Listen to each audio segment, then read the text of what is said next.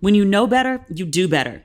For years, I had no idea about nonstick PFAS coatings or forever chemicals in my cookware.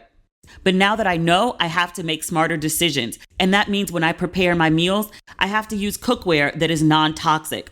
Visit carawayhome.com/respectable to get 10% off during their summer refresh event.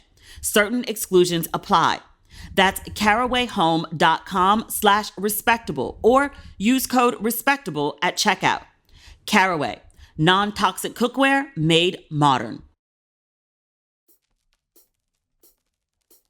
Ladies and gentlemen, boys and girls, and those who don't identify as either, you are listening to Ratchet and Respectable. I feel like I've been in London forever, but it's only been like 2 weeks. I'm used to bopping around from city to city. So being in London consistently, it'll be a full 3 weeks by the time I leave. Just feels foreign. I'm used to wandering. And I did do a little wandering, still in England. I took a day trip yesterday to this fabulous place called Bath. It's named after the Roman baths from when Rome occupied London, I don't know, like 1,000 years ago. But they found these hot springs and they built this bathhouse on the hot springs. And it was so popular that they named the city after the bathhouse. The train stop for the city is literally called Bath Spa. The city has this beautiful Roman bathhouse, but it also has so much more. One of the standouts is it's all been constructed with the same limestone. So the entire city is the same color. It's like this beige white. It's not like cocaine white, but it's not like true beige. It's like somewhere in the middle. And it's a very old city. I want to say like constructed in 1700s, but built to last and kept up really, really well. So went to the bathhouse, then went to the church, and then I went on a Bridgerton tour. So initially my draw to the city was to go to this bathhouse.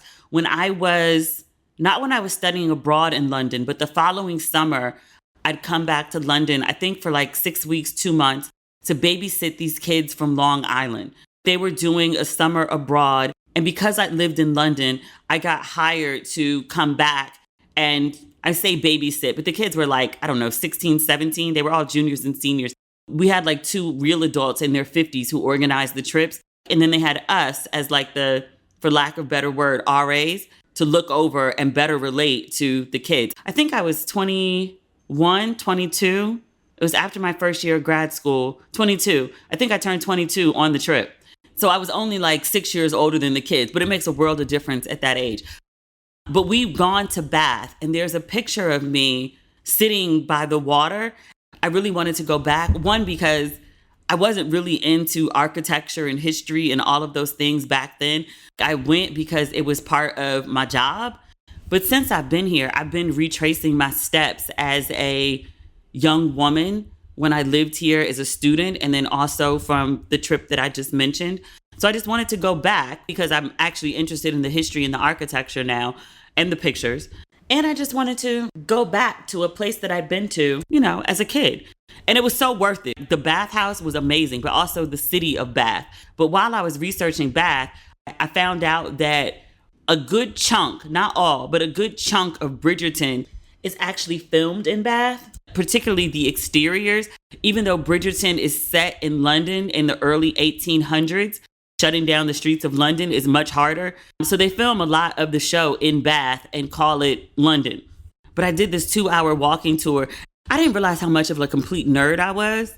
History and museums and architecture do it for me. I am at my absolute best when I'm learning something new, when I'm wandering around some place that I've never been, that has beautiful architecture and good food, and someone's teaching me something. Like, I very much like being a student and soaking up information. Yesterday, I go to Bath. It's overcast. It starts drizzling shortly after I get there. It goes from light rain to drizzle to hard rain. I had to break out my umbrella. It wasn't the best weather, but it was still a 10-day because I saw beautiful shit and learned something new and ate an amazing, absolutely amazing Italian meal. I did the whole tour. We walked all over Bath. I saw Lady Danbury's house. If you watch Queen Charlotte or if you just watch Bridgerton, it comes up in both. But the house that she and her husband are gifted from the crown when her husband becomes a duke, that house. The modiste, I saw her shop. There's a scene where Daphne and Simon in season 1 go for ice cream. I saw that. There's a main thoroughfare where, because Bridgerton, they don't have cars, so they do like a lot of walking up and down the street. I saw that street. There's also this really famous, I think it's called Royal Crescent. It's like row houses. Don't think Brooklyn or Baltimore. It's a whole different design, but it's a series of row houses, and they're built in the curve of a circle, like it literally curves around, hence crescent. But it's 30 of them. I was told that they're all chopped into apartments now, flats, as they call them here. And they're probably about 600,000 pounds a piece per apartment for a 1-bedroom. And I was like, God damn.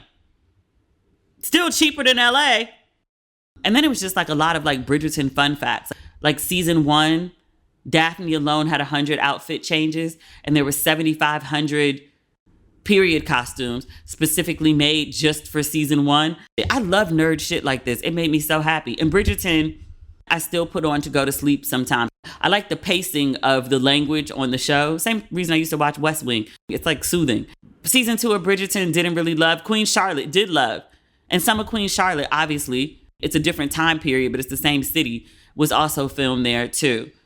The guide mentioned some things about Queen Charlotte. I think there's some overlap with some of the ballroom scenes, but he really didn't speak too much about Queen Charlotte.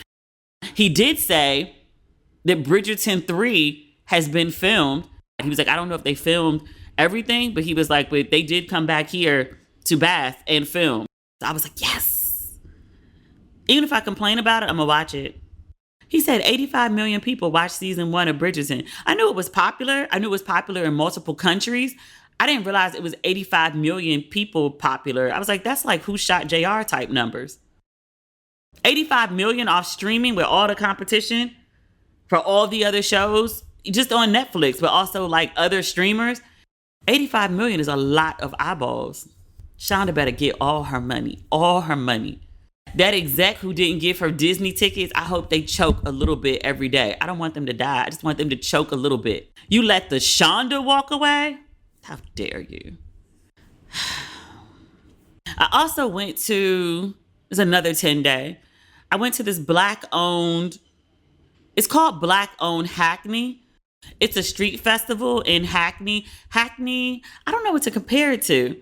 Like I compare Brixton to Brooklyn, which isn't quite accurate. It's just a shorthand for people who've never been here. Brixton is in South London.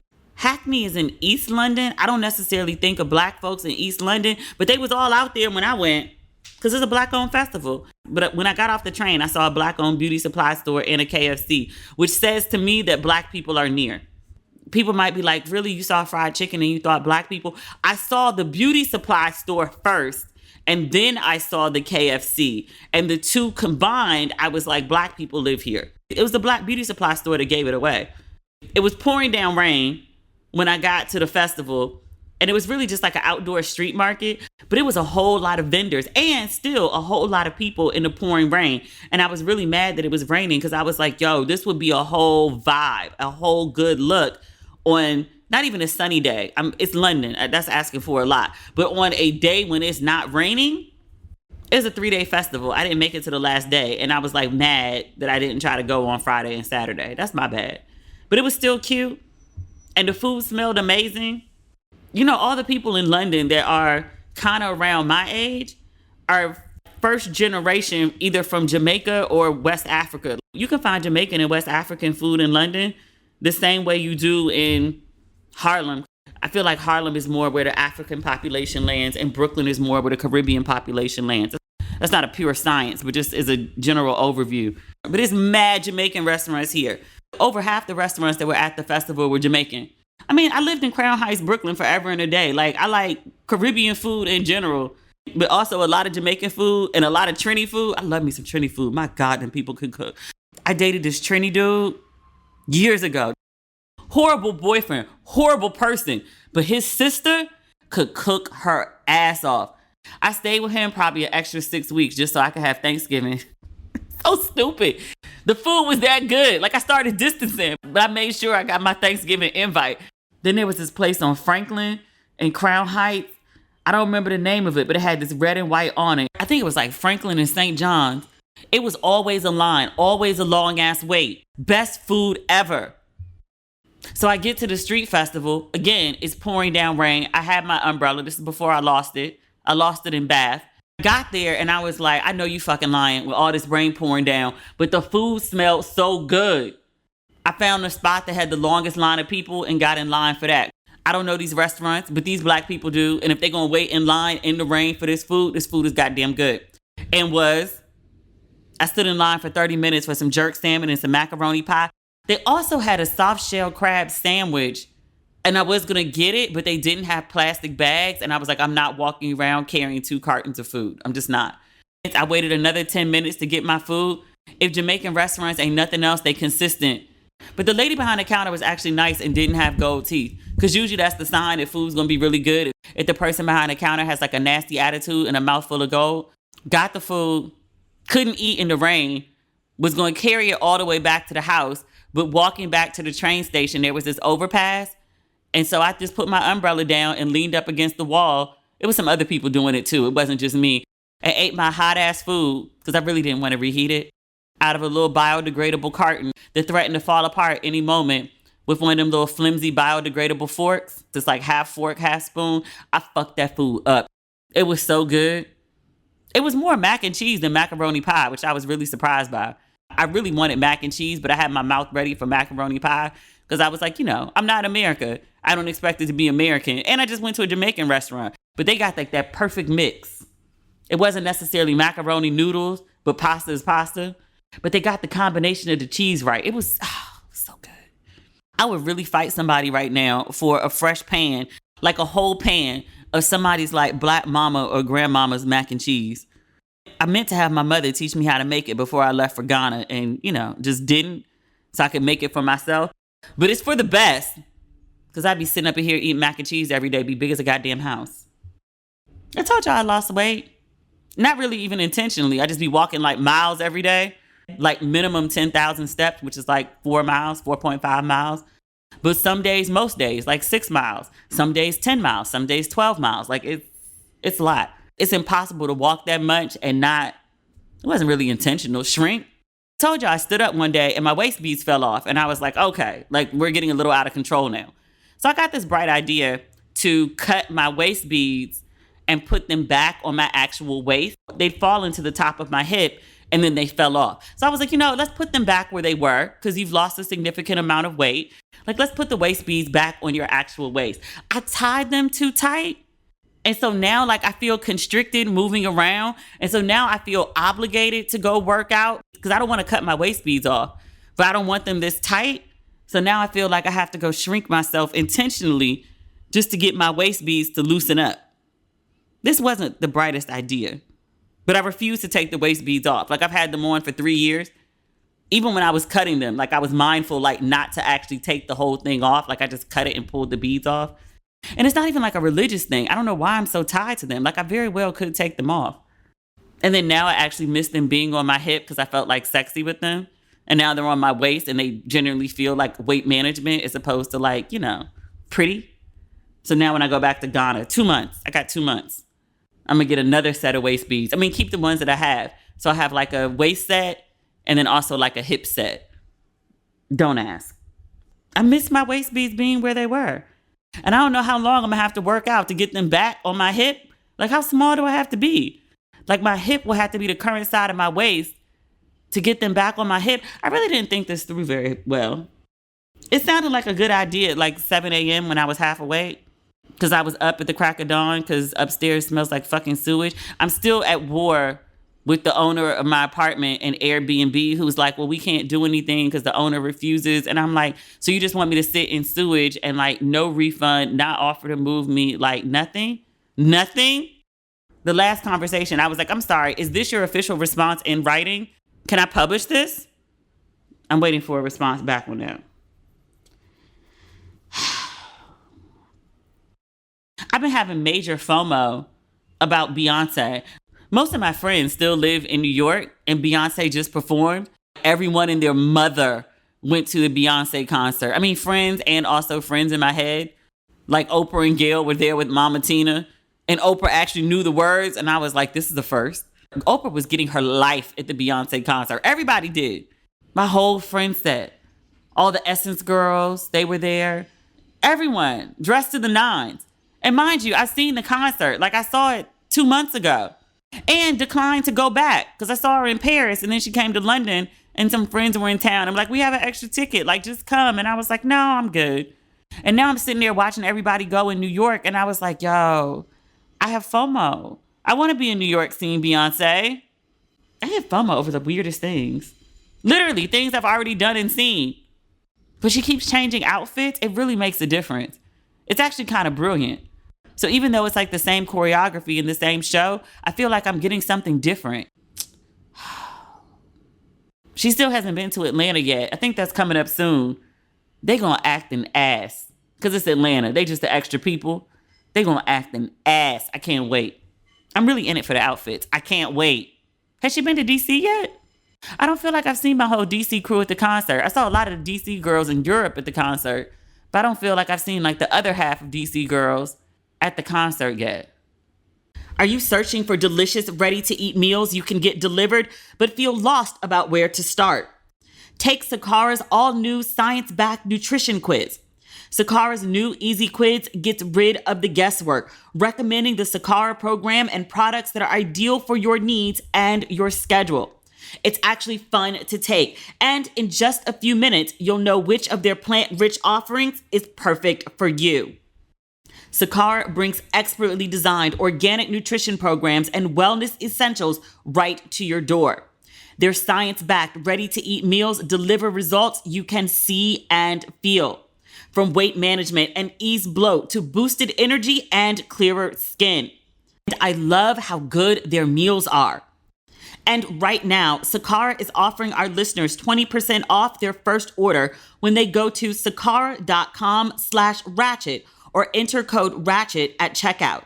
That's Sakara, SAKARA.com/ratchet to get 20% off your first order. Sakara.com/ratchet. So what are you waiting for? When you know better, you do better. For years, I had no idea about nonstick PFAS coatings or forever chemicals in my cookware. But now that I know, I have to make smarter decisions. And that means when I prepare my meals, I have to use cookware that is non-toxic.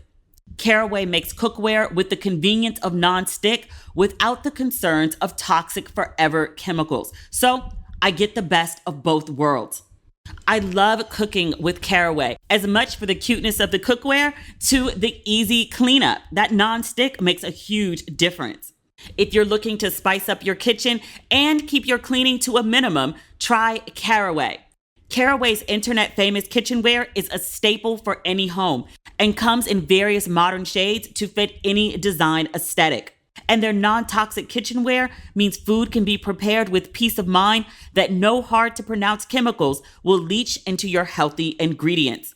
Even better, one thing I love, all sets come equipped with complimentary easy access storage solutions. So if you have a tiny kitchen, it makes it super easy to keep your kitchen tidy. Visit carawayhome.com/respectable to get 10% off during their summer refresh event. Certain exclusions apply. That's carawayhome.com/respectable or use code respectable at checkout. Caraway, non-toxic cookware made modern. This show is sponsored by BetterHelp. There have been so many times in my life that I felt uncertain about where I was going. I think a lot of people have felt that way. Sometimes in life, we're faced with tough choices, and the path forward isn't always clear. Whether you're dealing with decisions around career, relationships, or anything else, therapy helps you stay connected to what you really want while you navigate life, so you can move forward with confidence and excitement. If you are a regular listener of Ratchet and Respectable, you know how I feel about therapy. You know that I think everyone should get some, and don't wait until you're in a crisis. You get therapy to help you avoid a crisis. If you're thinking of starting therapy, give BetterHelp a try. It's entirely online, designed to be convenient, flexible, and suited to your schedule. Just fill out a brief questionnaire to get matched with a licensed therapist and switch therapist anytime for no additional charge. I love how easy BetterHelp makes it to help people get therapy. Let therapy be your map with BetterHelp. Visit betterhelp.com/ratchet today to get 10% off your first month. That's BetterHelp, HELP.com/ratchet. I don't know that we have good Black news this week. Actually, one thing is good. I didn't speak about it at the time because I don't know, it just didn't feel right to me. I have really weird parameters on what I draw is like okay to talk about and things that are not. Bronny James, oldest son, oldest child of the LeBron and the Savannah. Bronny is 18.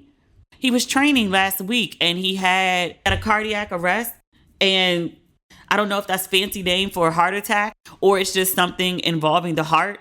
The family has asked for privacy and hasn't released details, which is totally fine. You ain't got to tell us shit. But he went to the hospital. He was there for a couple days, and LeBron has since released an update saying that Bronny is doing well. He's with the family.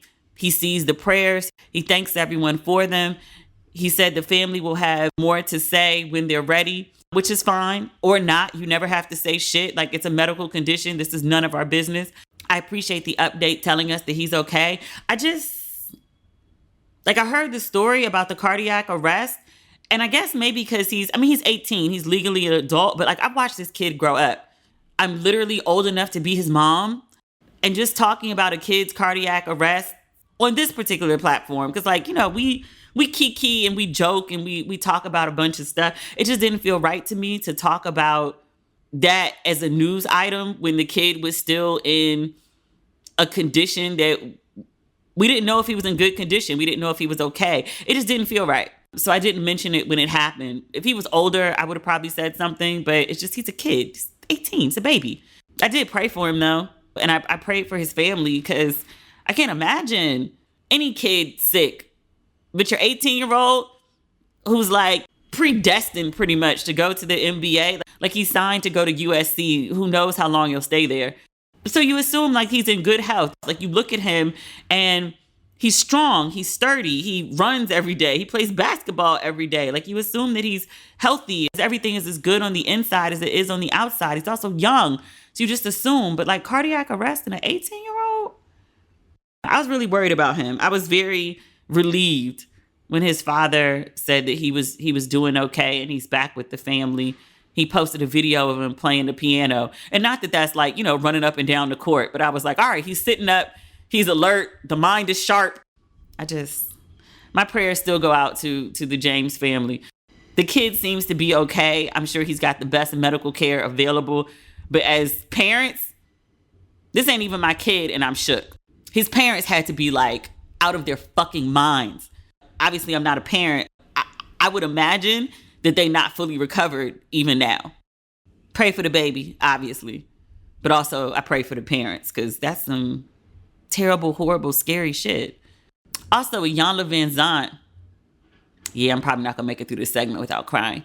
She announced via social media that another one of her daughters had passed away. She specifically said her daughter had passed, but this is her second daughter who's passed away. If you remember, maybe 9-10 years ago, Iyanla had a book called Peace from Broken Pieces. I don't remember all the details of it, but I remember I bought it and read it at the time. But it was about the death of her daughter and how obviously it devastated her. And she had to push through that and find peace from broken pieces. And now it's 10 years later and another child of hers has passed. Iyanla is a very grown woman. Her children are very grown people. I don't know the age of the daughter. I would imagine that she's probably in her 30s or 40s. It don't matter. I know how my parents treat me. They very much try to respect my adulthood, but my parents also sometimes revert back to thinking of me as a 15-year-old or even younger. Because if I'm at the house and it's cold outside, my father's like, where's your hat? Where are your gloves? You need a bigger coat. And I'm like, I'm an adult woman. I can regulate my warmth. I know when I want or need more layers. But to them, it's just, I'm a kid. Like, I'm their kid. Like, your kid being sick, your kid, God forbid, passing away. It's too much. I know it happens to a lot of people, but it's just, my heart breaks for Iyanla Vanzant. I offer her and her family my prayers. I don't know her. I've met her several times. I hosted an event for her when she launched Fix My Life back in 2011, early 2012, one of those. Very kind woman. She is who she presents herself to be on TV, good, bad, or indifferent. None of that is a front. I like her. I just feel terrible for her. Absolutely terrible. To lose 2 kids? My God. It almost feels wrong to talk about like the next thing we're going to talk about. I feel like we need a little joy because we just talked about sick and deceased children. Y'all saw the flyer for the party that Carlee's boyfriend, Carlee, who lied about the baby on the side of the road. I mentioned on a previous episode, like her boyfriend was doing too much. He kept releasing all these statements. The first one, when she was still missing, we're doing everything that we can to find Carlee. We're searching for Carlee. Okay, that's fine. And then after Carlee was found and before it was official that the story was a hoax, he released a statement telling people that she's okay and she's messed up, but to stop accusing her of lying or making fun of her. That shit's not cool. And then he released another statement after it came out officially that it was a hoax. And he was like disgusted. And I was like, sir, you're doing too much. You're doing too much. I thought that was the most he was going to do. You know what? This is why I struggle writing fiction, because the shit that people do in real life are things that I can't make up. There's no scenario in which I would have sat down and made a story about a woman lying about seeing a white baby on the side of the road and then saying an orange-haired man abducted her and fed her Cheez-Its, and then come to find out the whole thing was a hoax for reasons we still don't know why she did, but okay.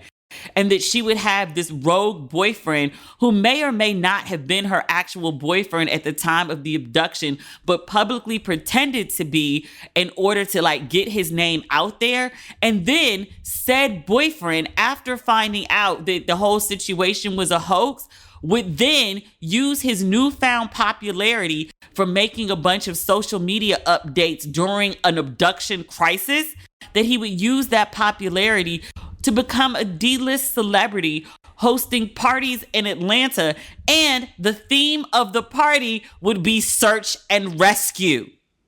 There is no scenario in my mind. My mind just doesn't work that way. It just doesn't. I could have come up with some wild shit. It wouldn't have been as wild as actual life. This is why I just do journalism. This is why I just talk about shit that actually happens, because the shit I think about just ain't this crazy. I was like, sir, you're really trying to come up off this shit? Yes. Like, I saw the flyer. It said something like, you know, Carlee's boyfriend is single. Come out to XYZ on XYZ night and help him find a new woman. Nigga. Are you for real? He is. Let me find the actual flyer. The caption said, #ATL. Let's help, and tag dude's name. I'm intentionally not mentioning his name or his Instagram because I'm not participating in this shit. I'm not helping you promote your shit. It says help, redacted name, find love. He is done with #Carlee Russell. So meet him at club this Thursday, R&B party. #party with, it's the hashtag the promoter uses for his events. Yo, I'm looking at this flyer. I don't think I noticed all these details the first time. On the flyers, there's a picture of the boyfriend front and center. He's an attractive guy. He ain't attractive enough to, fake an abduction over. But he's standing in the middle. He's wearing a green shirt. And then in the background, it's like a silhouette of some woods. And there's a helicopter flying over the woods, hence search and rescue. And then there's a picture of a woman under a tree.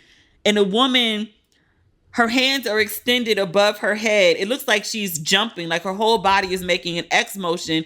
It looks like she's jumping, trying to attract the attention of the helicopter. Nigga. Are you kidding me with this shit? He's not. Search and rescue. It's the name of the party. These niggas.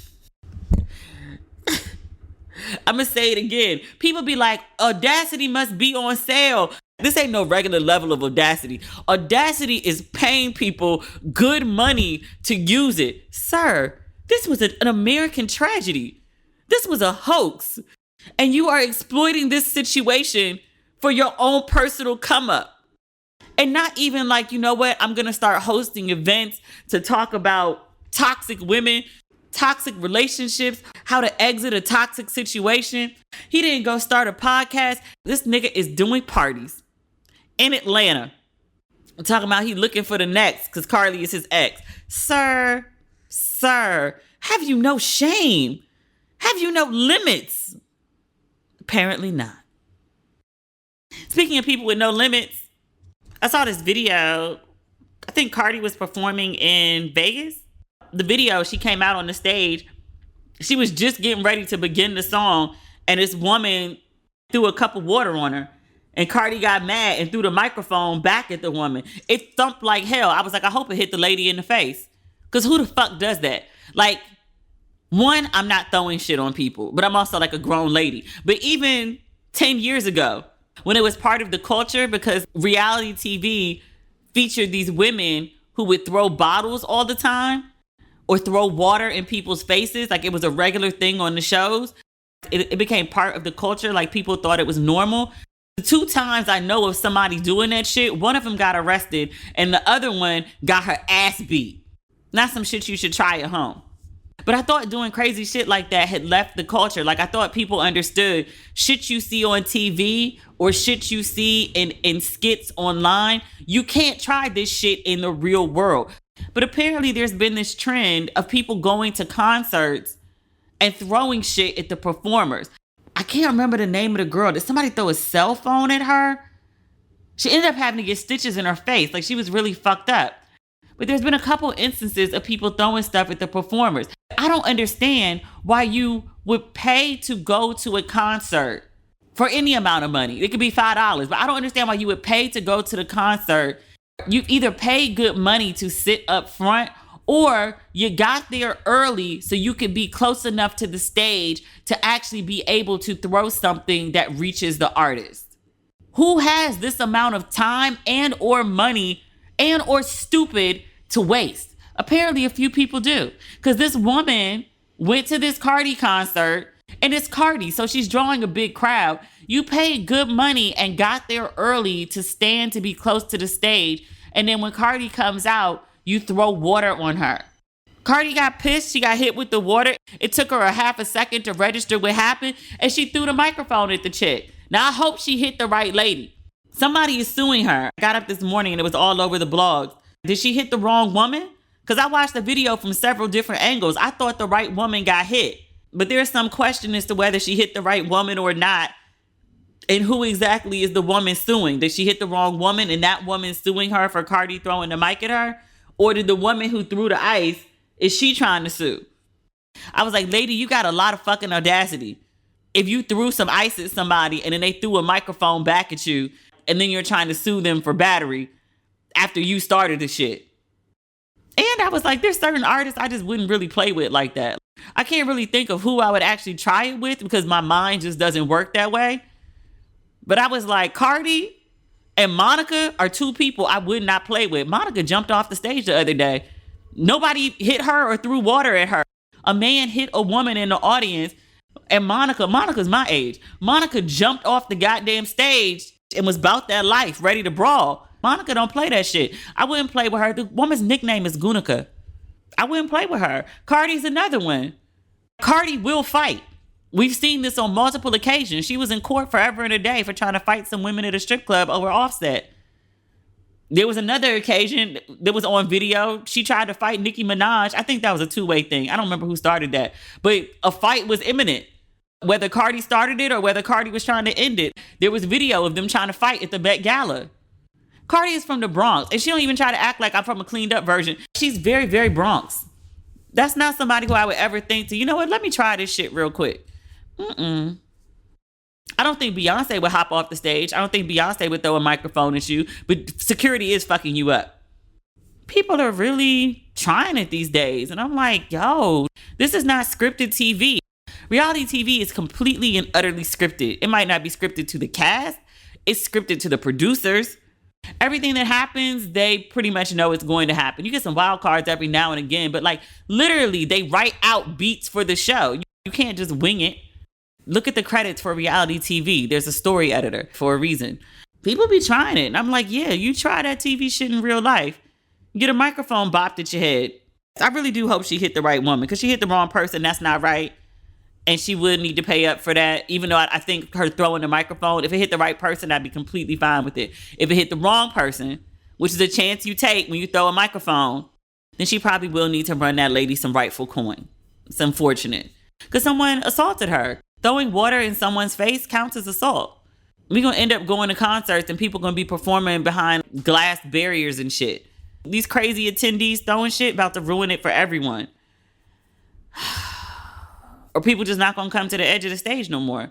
Who the fuck wants to get hit with something? You trying to perform and somebody throws some shit at you? That's crazy. Remember when people used to think like heckling somebody was bad? Like heckling the comedians was bad. But throwing some shit at people, are you a fan? And if you're not, why are you there? You ain't got nothing better to do with your goddamn time. Apparently not. I was gonna talk about passport bros. I'll save it for another day. I still gotta finish packing because I don't know that I'm staying in this apartment till Monday. We'll see. All right, talk Friday. Okay, bye.